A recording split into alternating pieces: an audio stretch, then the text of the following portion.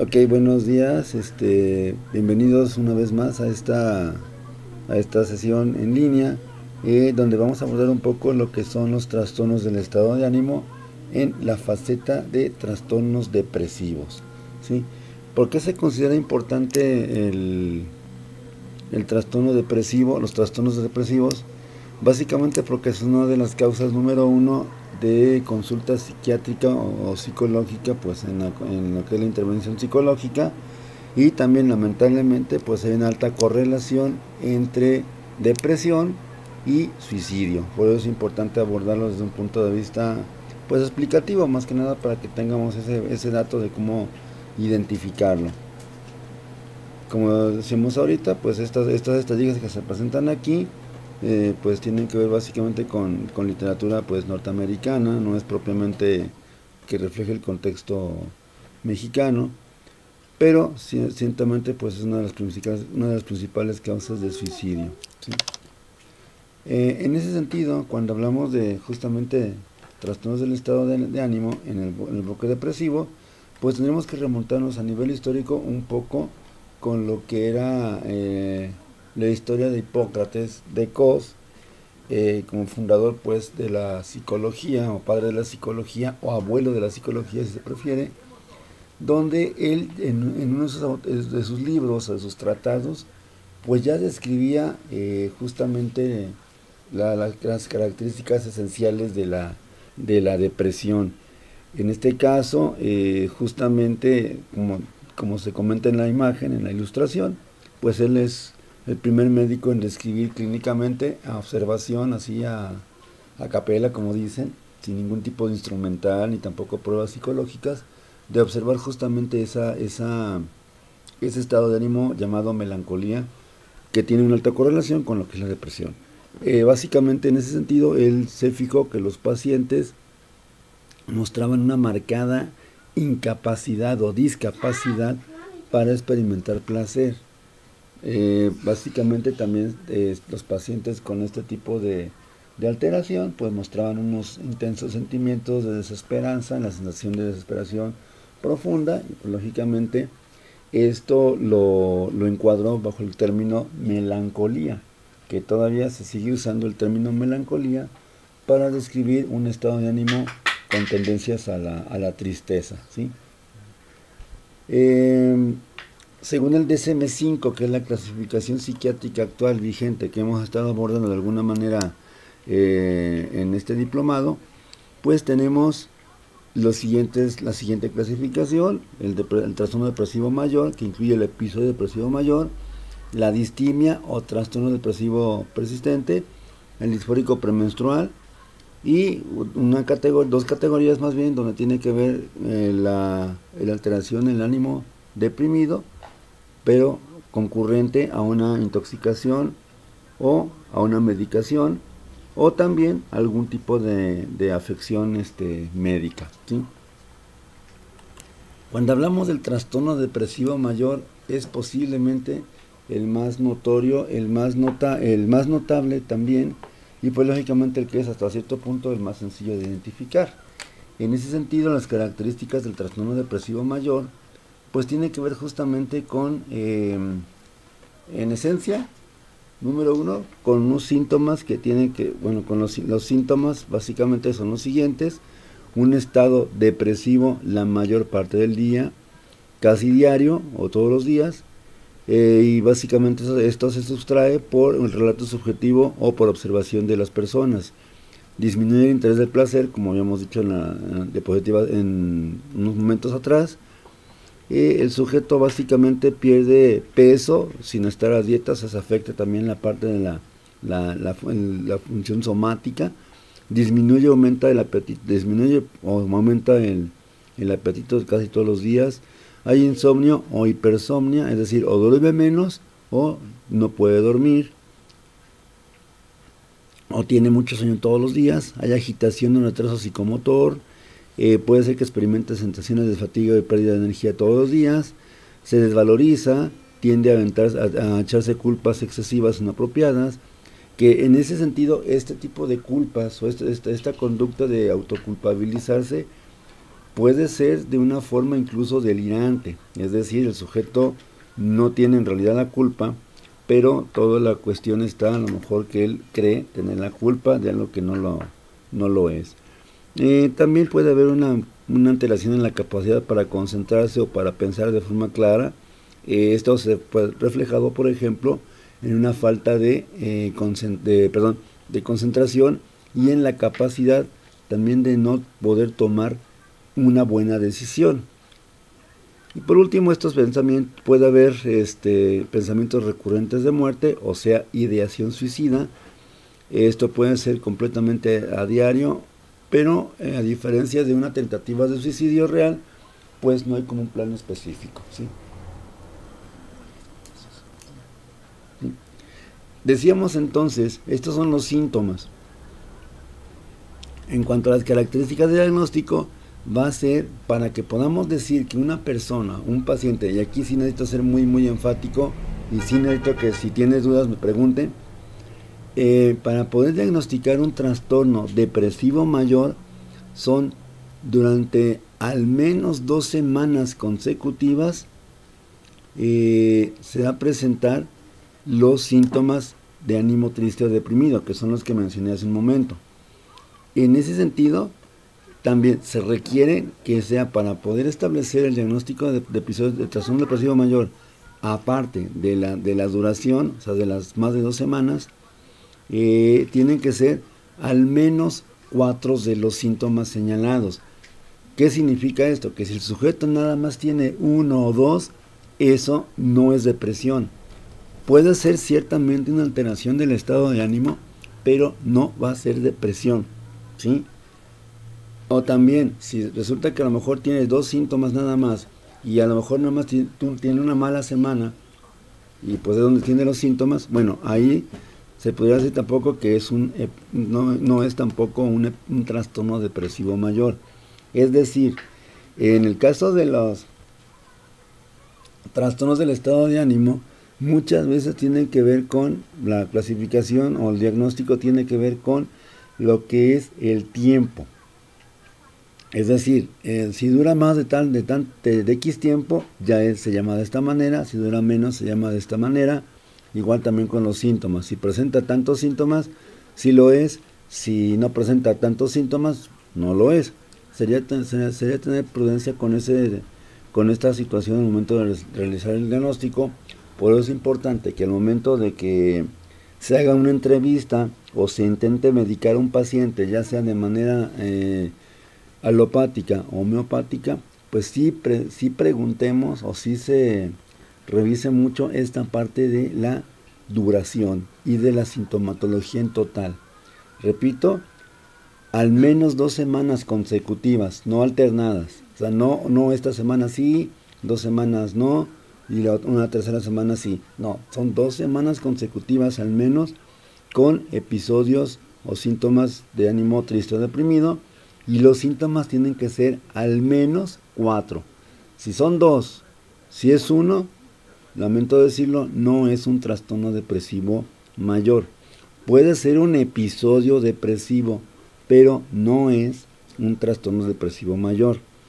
Esto sobre todo porque lamentablemente, así como es uno de los trastornos que mayor tiene impacto en lo que es en la práctica clínica, también es el que está erróneamente mal diagnosticado. A cualquier cosa, a cualquier tristeza pasajera o estacional incluso, le llamamos ya depresión mayor.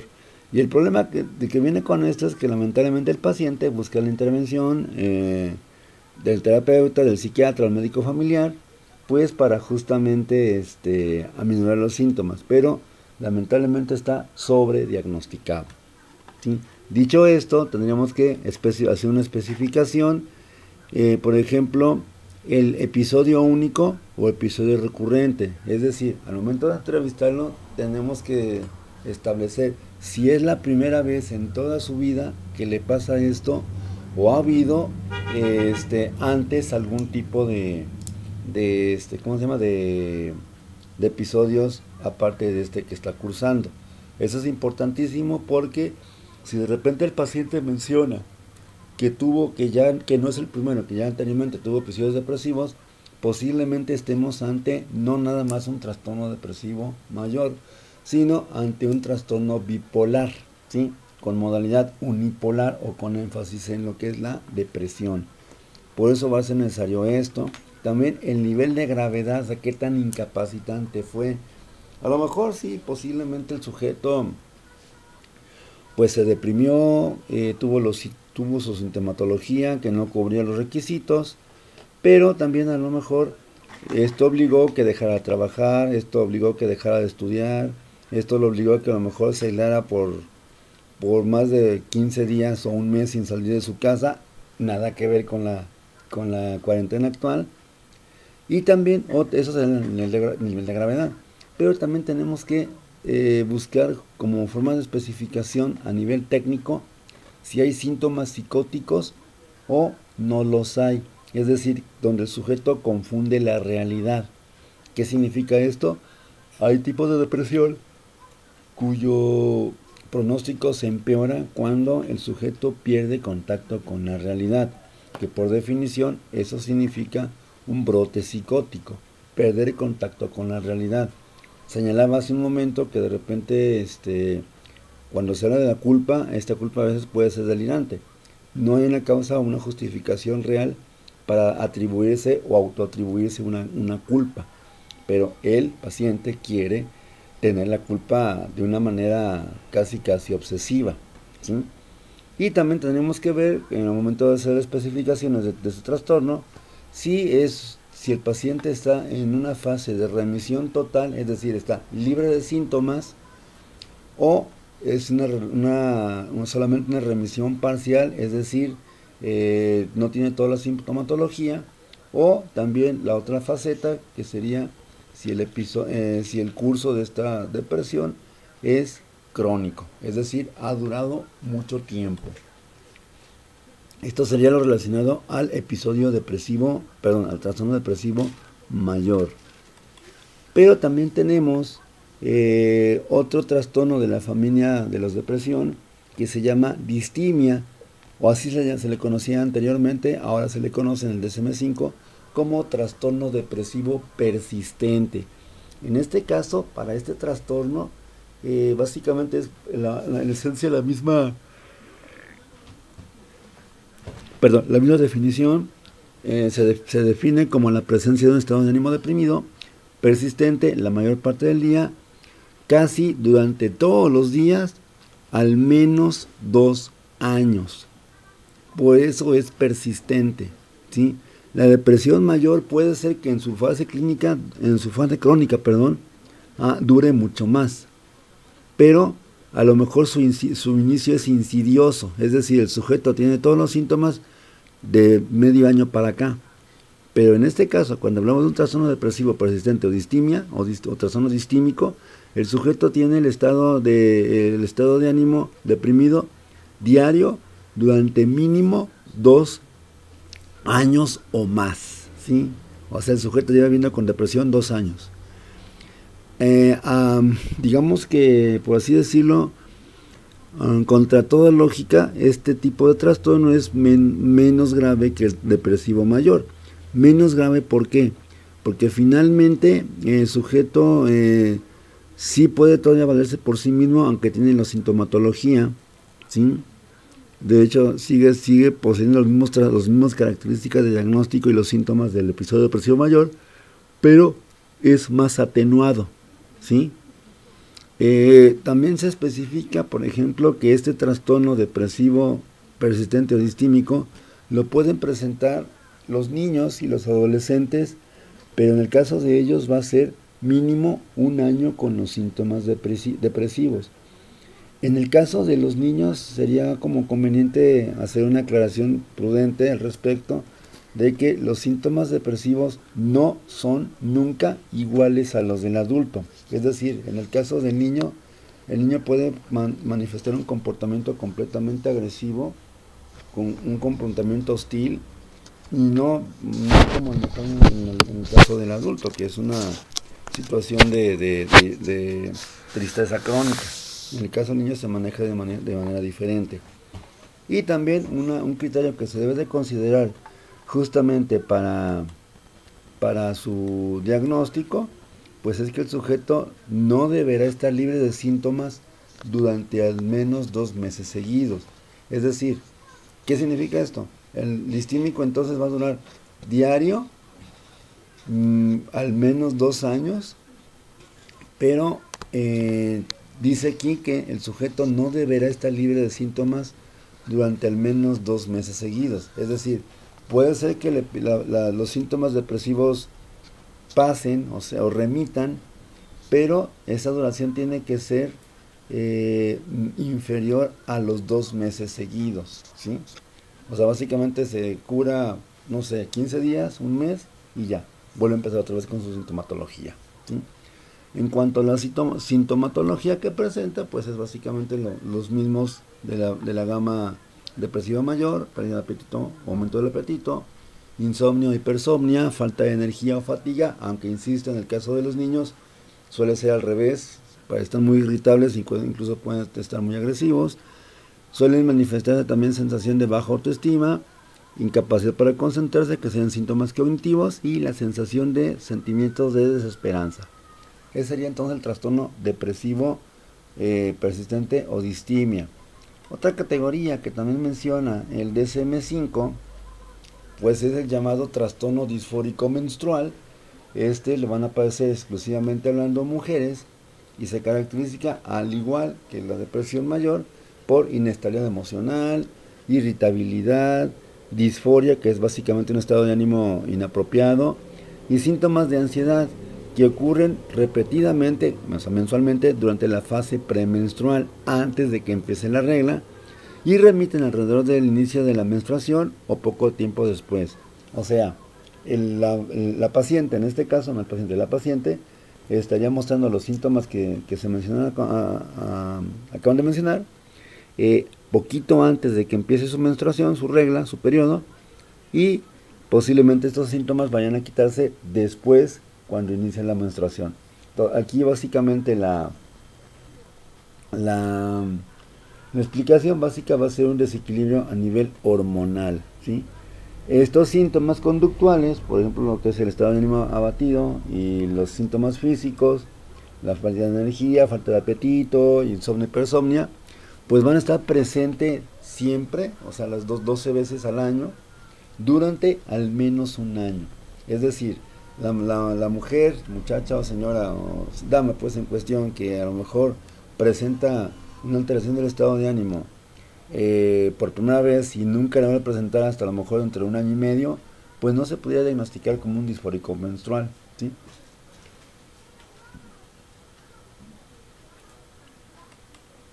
Esto sería lo que es principalmente la manera en que el DSM-5 pues maneja la amplia gama de trastornos depresivos.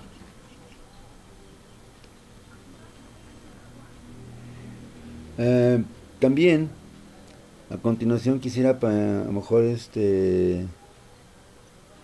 ¿cómo decirlo? Quisiera a profundizar un poquito más en cuanto a la sintomatología. Comparto con usted en este momento algo que me gustaría que pudiera aprenderse. Es un acrónimo, o sea, es una palabra formada por las iniciales de otras palabras. Se llama perfil CASIC. El perfil CASIC creo que ya lo había manejado en la conferencia de suicidio ya hace unos meses, ya casi un año.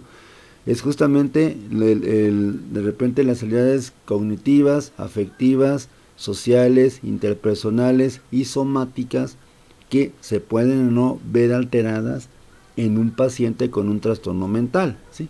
Entonces, en ese sentido, por eso es importante hablar de los síntomas a nivel CASIC. Lógicamente, cuando hablamos de depresión, pues los síntomas a nivel afectivo o emocional, pues van a incluir tristeza patológica, abatimiento emocional, desesperanza. El sujeto de repente es completamente pesimista, se siente desamparado y aparte se amarga la existencia. Puede haber sensación de vacío: ¿para qué vine aquí? ¿Por qué estoy vivo? Yo no merezco vivir, la vida no vale nada.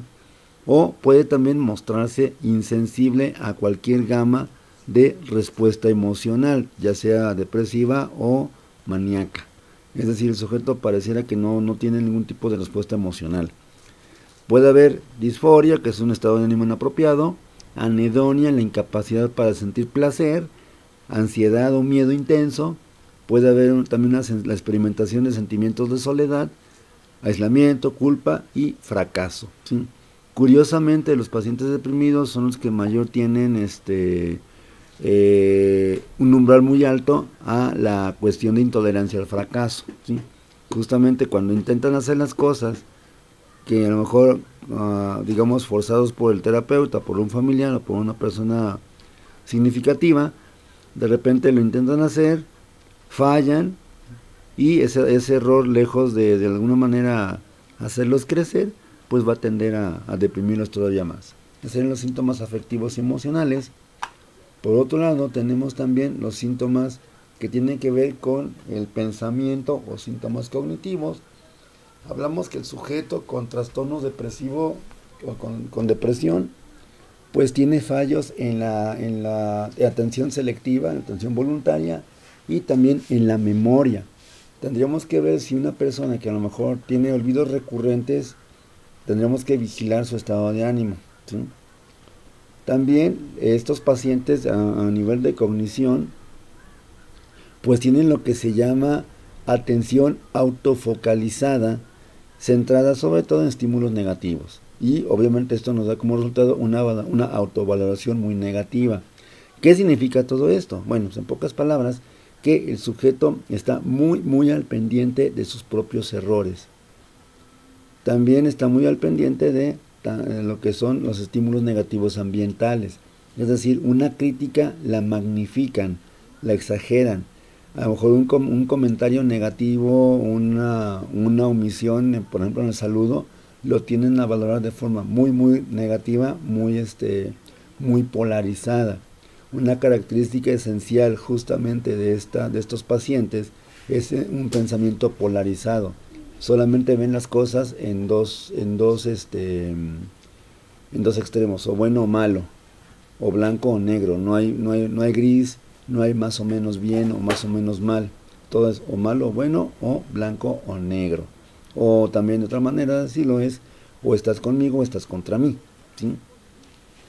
Puede ser también que el proceso de pensamiento, de generar ideas, se vea enlentecido. Es básicamente no pueden pensar de una manera rápida, de una manera eficaz, y puede ser que también se sientan confundidos y no haya como ese libre flujo de ideas, ¿sí? Esos serían los síntomas a nivel cognitivo. También tendríamos que hablar de síntomas a nivel conductual, ¿sí? En este caso, la actividad motora se ve completamente reducida. Pareciera que a estos sujetos se les acabó la pila.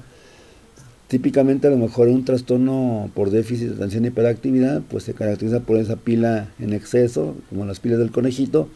Pero con los pacientes deprimidos, ni siquiera las pilas del conejito son lo suficientes para activar al sujeto, a la persona. Esto básicamente lo conocemos como actividad motora reducida o retardada, o enlentecimiento psicomotor, ¿sí? A veces este enlentecimiento psicomotor es tal que se evidencia en la marcha. Un paciente deprimido camina con la cabeza gacha, se joroba la espalda, encorva la espalda, a veces arrastra los pies y tiende a manotear o mover las manos muy poco. A veces la respuesta a una pregunta o el contacto visual pues es completamente inapropiado, también igual lenta. Generalmente en este caso los pacientes evitan el contacto ocular o lo rehuyen. El volumen de la voz es muy bajo y a veces puede llegar a darse el caso de que el paciente completamente muestre lo que se llama inhibición, es decir, el sujeto se encierra en su cuarto, se echa a dormir y no sale, literal. Y pueden pasar días, incluso hasta una quincena o hasta un mes, sin salir de su cuarto. A lo mejor solamente para baño y esto, nada más, pero no se bañan, no se asean, no hay esa parte de a lo mejor alimentarse, simplemente van nada más al baño. Eso es lo que sería en una depresión profunda o grave, una inhibición extrema. De la mano con los síntomas conductuales, como lo comentaba hace un momento, está lo que es la anedonia. En este caso el paciente deprimido pues deja de realizar actividades que tenían una carga afectiva fuerte para él, es decir, cosas que disfrutaba o que le generaban mucho placer antes. Incluso el paciente deprimido pues llega lógicamente pues a dejar de salir. Digo, ahorita pues nadie puede salir, pero para los deprimidos no importa la cuarentena, ellos no salían antes de. Y también dejan de relacionarse con otras personas, ¿sí? Esos son los síntomas a nivel conductual. Tenemos síntomas psicosomáticos, por ejemplo, hay dolores de cabeza o cefaleas o migrañas, debilidad muscular, ¿sí?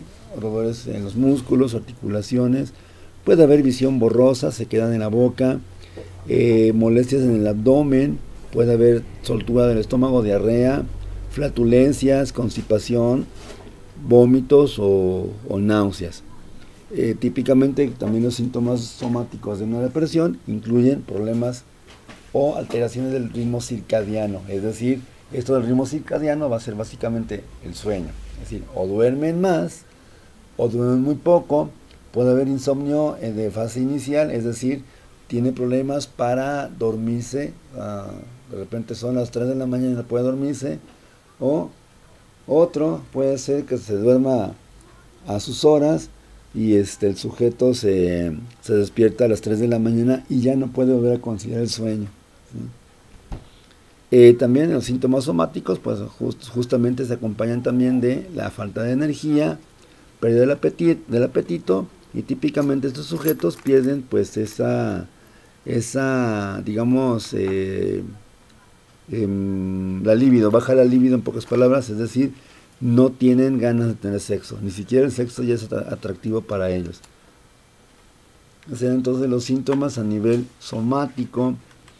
En cuanto a la cuestión epidemiológica, pues una depresión, hay que decirlo, puede aparecer en cualquier momento de la vida. Aquí sí no importa mucho, no podremos hablar de grupos de riesgo en cuanto a edad, porque obviamente pues hay adolescentes muy sanos, muy alegres, pero también un porcentaje mínimo de adolescentes tienen tendencia a la depresión. Habrá adultos mayores que ciertamente exhiban depresión en esta etapa de su vida, de su ciclo vital, pero no es una constante. O sea, básicamente a cualquier edad nos puede pegar depresión, o podemos desarrollar depresión. Hay un mayor rango de riesgo entre los 25 y los 45, la edad mínima o la edad media de inicio, según el DSM-5, en población norteamericana, insisto, es a los 35 años, perdón. Pareciera que los hombres se deprimen más entre los 30 y los 50 años, por aquello de las crisis de los 30, 40, donde el sujeto justamente cuando se entra a esas décadas que ya empiezan, que acaban con TAS, o sea 30, 40, 50, pues de alguna manera sabe que ya no es la misma vitalidad, la misma jovialidad que en los años 20. Y obviamente cuando llega a los 50 pues empieza a fallar, a lo mejor se empiezan a percibir, no sé, pérdida de cabello, disminución de masa muscular, lo que es bajo deseo sexual, de repente pues se acumula a lo mejor la grasita en el estómago, en el abdomen, y pues si antes era una persona atlética y empieza a ganar peso, pues esto también puede deteriorar un poco la imagen del paciente. En el caso de las mujeres, hay una mayor prevalencia entre los 18 y los 30 años, o sea, mujeres jóvenes, y a partir de los 45 el riesgo de padecer una depresión va a tender a disminuir tanto en hombres como en mujeres. Sin embargo, insisto, puede aparecer a cualquier edad, ¿sí? Algunas teorías explicativas de este fenómeno que es la depresión, pues serían primero que nada las teorías bioquímicas. En este caso, la depresión se va a explicar por cuestiones que tienen que ver con la neurotransmisión, principalmente los bajos niveles de dopamina o noradrenalina, o por un déficit en la actividad de estos neurotransmisores catecolaminérgicos, ¿sí? Es decir, el sujeto no produce los suficientes neurotransmisores para poder activarlo. Y si el cerebro no está activado, pues el paciente lógicamente no va a poder responder a esa activación, ¿sí? También hay otra hipótesis que es la contraria a la catecolaminérgica, que es la hipótesis serotoninérgica. En este caso, el sujeto presenta bajos niveles también de serotonina, y en ese sentido, pues lógicamente el sujeto no puede alcanzar, digamos, de alguna manera, pues esos niveles necesarios para poder tener una respuesta, digamos, no depresiva a un estímulo exterior, ¿sí? Esta parte pues es más que nada biológica. Hay otra que tiene que ver con la conductual, que en ese sentido esta es una explicación un poco más psicológica. Se dice que la depresión básicamente es una respuesta conductual a la pérdida, retirada, disminución o ausencia total de reforzadores positivos, es decir, el medio ambiente o entorno donde se desarrolla el sujeto, de alguna manera, en términos de sujeto, ya no le proporciona o le proporciona menos esos reforzadores positivos. A lo mejor de repente ya no se le felicita. Hablando del deseo sexual, pues puede ser que a lo mejor ya presente algún tipo de alteración en lo que es en la fase del ciclo sexual, y esto de alguna manera le refuerza la idea de que ya no vale como persona, ¿sí? Puede haber problemas económicos, puede haber problemas de salud también, enviudamiento, que este tipo de, digamos, de situaciones sociales o del ciclo vital, pues de alguna manera estas van a provocar justamente, o van a propiciar la aparición de los síntomas depresivos, sobre todo porque finalmente estos implican un cambio en los patrones de reforzamiento de conducta del sujeto, ¿sí? Sin embargo, la teoría también dentro del campo cognitivo conductual que tiene mayor auge, o que es la más amplia para explicar esta depresión, va a ser la tríada cognitiva de la depresión de Beck. En este caso se dice que el sujeto muestra un patrón de pensamiento automático y voluntario, ¿sí? Involuntario más bien. También el sujeto muestra un esquema cognitivo aprendido, desamparo aprendido, por ejemplo, y el sujeto también muestra no alcanzo a ver aquí, un error de procesamiento de información. Es decir, para Beck la depresión se puede explicar básicamente por tres aspectos. Número uno, un patrón de pensamiento automatizado. Número dos, un esquema cognitivo aprendido. Y número tres, errores justamente en el procesamiento de información. De tal manera que la psicoterapia cognitivo-conductual desarrollada por Aaron Beck y Albert Ellis, en su conjunto se le conoce como enfoque cognitivo-conductual, resulta ser la alternativa terapéutica psicológica más efectiva para el tratamiento de la depresión. Es decir, a un paciente deprimido, y aprovechando pues el momento para poder explicarlo un poco más, a un paciente deprimido no es nada más motivarlo, porque la motivación justamente se tiende a perder. No es tampoco nada más decirle que él puede, el famoso you can do it, porque aunque él quiera, no puede. O sea, no es que no quiera, es que no puede en realidad. También no es nada más darle su medicamento de cualquier tipo y esperar a que el paciente se mejore solito. Es básicamente ayudarlo a que él mismo, para que la terapéutica sea estable y tenga éxito. Pues esto incluye la idea de posiblemente cambiar la forma en que ve el mundo, la forma en que procesa los estímulos y la forma en que responde a esos estímulos. Y todo esto se va a llevar a cabo justamente por el enfoque cognitivo-conductual, que insisto, es la terapéutica más exitosa, pues, o con mayor tasa de éxito terapéutico en el tratamiento de la depresión, ¿sí? Bien, llegados a este punto, entonces pues si no hay algún tipo de pregunta o de duda, terminaremos con este video. Me gustaría pues también que en ese sentido tuvieran la oportunidad de mandarme sus dudas por plataforma, por WhatsApp. Ya estaba revisando un poco la información que me está llegando a la plataforma. Ciertamente, como ahorita por la contingencia que tenemos, hay una cuestión con la red que de repente se me satura mucho porque tengo el Classroom con varios grupos también. Digo, esto no es una justificación, claro está, pero sí trataré de estar más al pendiente. Sí le agradecería mucho que cuando, por ejemplo, me mande algún mensajito de WhatsApp para poder yo revisar que tengo un mensaje en el Classroom, pues, ¿sí? Bien, pues de momento sería por mi parte sería todo y si igual espera pues de sus dudas o sus comentarios. Gracias y nos vemos próximamente.